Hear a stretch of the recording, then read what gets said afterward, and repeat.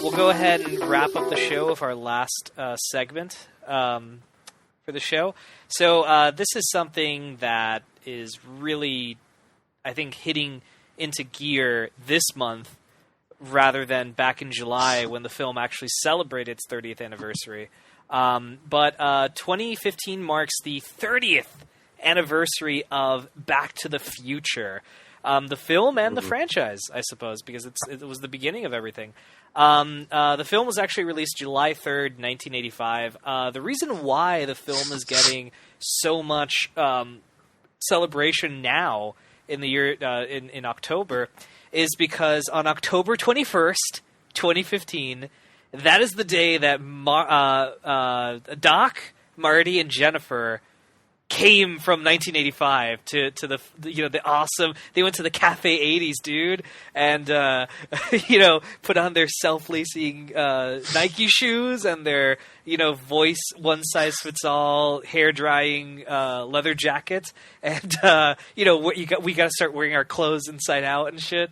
So there's been like this whole big promotional thing that's been happening this month, including a re-release of the films, the trilogy, in a Blu-ray box set. The Telltale Games is re-releasing the game series, and now the original Biff actor is actually re-voicing Biff for the game. And a bunch of other stuff. What is it? They're releasing Pepsi Perfect now. Did you hear about that the other day? Pepsi Perfect. Yeah, dude, it's coming out finally. I'll only care once Ronald Reagan's head comes flying down from the thing and asks me why I want to order. Exactly, man. But yeah, so we wanted to kind of take time on the show. Adam and I are huge movie buffs, in case you guys haven't picked up on that yet. And this is funnily enough, as well, 51 episodes after, this is the first time we're doing a movie discussion as well. Yeah, it's kind of funny. I think 50 gaming topics straight. I think we were just resetting because before this show, Adam and I ran another show that was very movie centric. So I think we were just resetting our gears, so to say. Dude, I mean, what can you not? This is like Back to the Future is one of those movies that no matter how much we could talk about this for 2 hours and we still wouldn't cover every aspect of this film. I mean, I'll put it this way: if there was ever a definition of a cult movie, it's Back to the Future. Oh yeah, like by definition, it is what it is. It is. I think for me, maybe I wasn't born. I think you were born more in the right period to watch it, but I very much appreciate it for where I was, like being a '90s kid. But I think now, if I was born as a 2000 kid, I really would be upset because I think that film just defined so many, different decades and ideas, and just like it was doing something so special where it's such a great flick of a film where you could go to the cinema and you'd be happy to pay how many dollars to go and watch it. Right. So it defined 80s cinema, it defined 90s cinema, what was going on. It had great story. Robert Zemeckis was there, Bob Gale, Steven Spielberg was producing it. You had this kind of great thing behind it. You had good actors. There was just Michael J. Fox and Christopher Scott. There was so many great actors out behind it. But I can go back and watch this movie every single time. Always have a great smile on my face, satisfaction from it. Just how hilarious it is. It has some great actors as well. Biff's actor is fantastic. Make like a tree and get out of here. It's like make like a tree and leave. Sound like an idiot when you say it wrong. But yeah, I think one of my favorite ones was when Doc Brown calls his dog Einstein. That was one of my favourite moments. The entire thing, I was like, that's hilarious. I do want to call my dog Einstein. Or Copernicus. Is Copernicus in this third film? Yeah, Copernicus was the predecessor to Einstein. That was Einstein, yeah. That's a real... Again, that's where Legend of the Layers lap. Same with 2 and 3 and how they lap with each other. They have great moments. What was it called? I think one of my favourite ones is in the third film when Doc says, this is heavy. Oh, yeah. So he has a photo. Yeah. But it's got some disturbing things as well. I think the weird one's when Marty kisses his mum. I was like, oh, well. The thing, going back to the first movie, dude, the thing that I think, you brought up really great points. I mean, this thing spawned like so many. Like, I mean, the trilogy as a whole, I think it's one of the, I remember as a kid, because I didn't see this movie in theaters. I wasn't born in '85 quite yet. It was 2 years later. Apparently, according to my dad, I saw part 2 and 3 in theaters. I have no memory of this, but apparently I did. I was very young, but I don't remember. But the thing about the movies are it works as one whole movie almost, because each movie ends with essentially the beginning of the next film. So they all work as a giant film. It's one of the best like ways of continuing a trilogy ever. And I think it's so smart they did that, because it's a movie about time travel. So like the continuity between the films, like it's a awesome fucking idea. The first movie though, you know, I mean, that script, I don't know if you're aware of this, dude, but that script is like used to this day, I believe, in a lot of writing classes, like filmmaking writing classes, as like one of the best scripts you could ever write. And they call it one of the best scripts you could ever write because it's so, like, every scene in that movie serves a purpose for not only the character development or establishing things or anything like that, but to further the plot of the movie along. But it does so in such a way that it doesn't drag its feet. It's not stopping the film and saying, okay, this is an exposition scene. Sorry, we got to do it. It really was so cleverly written. Unfortunately, the other movies, not so much. I mean, but that's hard to do. How do you do that? You know, yeah, well, like it's the perfect script almost, you know? The first script bounced off so well because it fuses different genres together. It has comedy, it has action, it has deep, like, romantic kind of themes. The same thing with, like, when Marty's mum's gonna get down and dirty on him.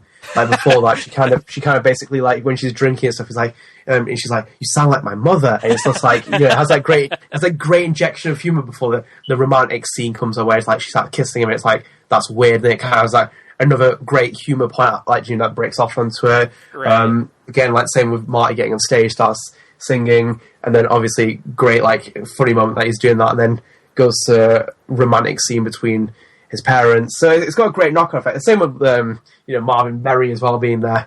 In the song, it's Marvin Berry. Yeah. You didn't look at that song. Listen to this. Yeah, Marty invents rock and roll and shit. Like, yeah, it's so great. Yeah, it's funny that it does that kind of stuff. That's like like how he talks about Darth Vader, and like, and then he's like, he dresses up in his dad's office, because I think that one again, like, Lost does a great thing with Star Wars as well, because Star Wars is a like, I can't even explain it sometimes. Like, it's an entertainment-defining thing that everyone will experience. Right. Like, I feel sorry for people who don't experience it. I've, like, never watched it, because I'm like, you need to understand it. Even if you don't really like it, you need to understand what it is. Like, it defined the ages. It's still defining the ages. And you know, everything throws back to it, and that's what Back to the Future does. It throws back to it, and doing the funny part is now, films throw back to the Future. Which is like what it is to be felt like a film. Like, I think I told you as well in that documentary I watched about Scream, where Wes Craven said, like, we were parodying other things, and now films are parodying us when they reference Scream. So it's such a great knock-on effect, and that's what Back to the Future does it so well. I think, like, for me though, what the greatest thing about Back to the Future will be when it hits its 50th anniversary, will be the fact that it will always be what it is now. Because, like, you know, Robert Zemeckis has said that he'll never make another movie. Like, literally what he said over his dead body, and that's such a great principle of what it is. Like, I couldn't imagine seeing Back to the Future now. It's like what I said with Ghostbusters, I can't see it in a place in 2050. It could work, yes, but it's defined something. It was such a great thing for it was a period piece. For me, it's a period piece. Funnily enough, it's also not as well, because it looks at different periods. But it is very much is such a great study of a period, and, like, I think that film is such a great thing. As I said as well, like, any aspiring filmmaker, like you said, with the script, read the script, watch the making of. There's so much kind of, like, great understanding you can have a film of what it is to be, like, a writer, director, like, screen cinematographer and stuff. And even, like, I think my favorite ones is when they're making Hill Valley in Back to the Future Part 2 during the future. Mm-hmm. And they're explaining, like, what they do in the hoverboards and stuff. Like, come on, nothing has ever caught people's eyes of having, like, power laces and hoverboards and stuff like that. I still want those, dude. Like, everyone wants them. I do want power laces. I think I saw Nike do something for it on the 25th anniversary. I think they made power laces. like in a special set of shoes. Oh yeah, they didn't have the laces though. It was the design, but without the power. The design, without power laces. Yeah, so it's power laces shoes without power laces. Yeah, it was really funny. But yeah, I can't say much more about Back to the Future except for I think 30th anniversary. Oh, I think you I think you kind of like you said what needs to be said, dude. I mean, it was it's a hell of a movie. I remember I have one Back to the Future story I do want to share because I don't think I won't really have another opportunity to say this, but I remember in high school, this is circa 2005. What was it? We were in. It was one of those days where it was raining. So for PE, we were watching a movie inside. And they were playing Back to the Future, and immediately I'm like, "Oh man, Back to the Future! This is awesome!" And there is some kid that kept making fun of the movie the entire time, and I'm like, "You fucking dumbass! Watch it! Like, what the hell is wrong with you? Like, and it wasn't even funny either. It was like very not like it was like, look, it's the '80s. I'm like, why is that funny? I don't understand. Like, yes, it was made 20-something years ago, dude. Like, of course it's gonna look different. And like the whole fucking movie, and when the movie is done, I felt like smacking him over the head and like, leave like a tree, you idiot. Like being like old Biff and shit. It was god awful. So I hope anyone who like is younger and our younger listeners that's watching this, like it is when you sit down to watch it, if you haven't seen it yet, do see it. Keep in mind, obviously their version of 2015 is not what we look like right now, obviously. They were just kind of taking a shit on what they thought the future would be because it's funny.